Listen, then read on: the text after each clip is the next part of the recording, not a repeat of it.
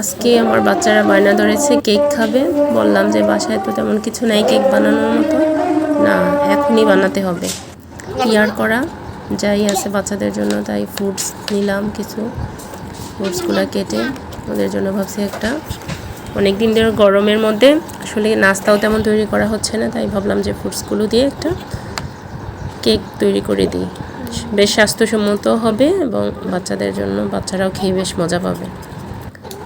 Apple আর আঙুরগুলো কেটে নিলাম, 2টা ডিম ভেঙে নিলাম।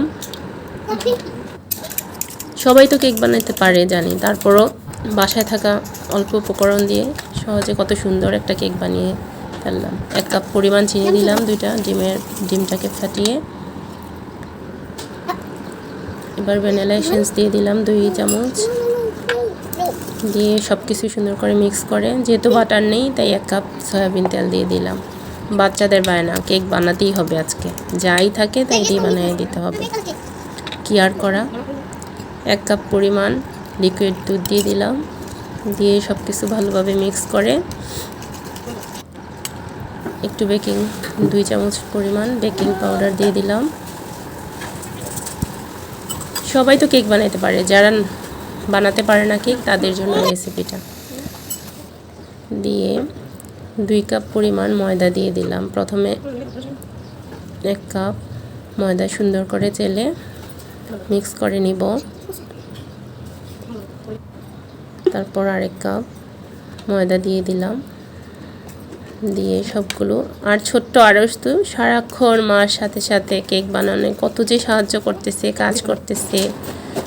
এবার ফ্রুটসগুলোকে মিশ্রণটার সাথে মিক্স করে নিব,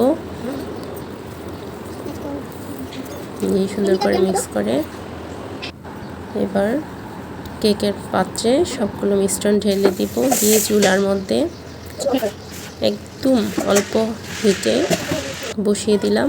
1 ঘন্টা লেগেছে কেকটা হইতে। মাশাআল্লাহ, এত সুন্দর সফট আর এত মজাদার হয়েছে।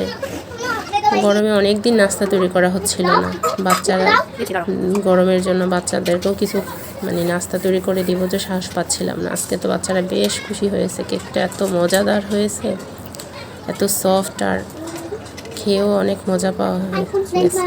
বাচ্চারা বেশ খুশি হয়েছে।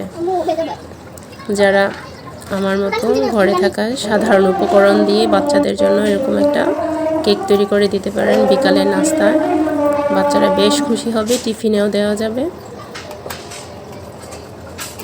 আর যেহেতু ফ্রুটস দিয়ে বানিয়েছি আলাদা, বাচ্চারা তো ফ্রুটস খেতে চায় না। আমার ফলগুলো দেখা যায় অনেক সময় নষ্ট হয়, বাচ্চারা খেতে চায় না, তখন কেক বানানো যায়।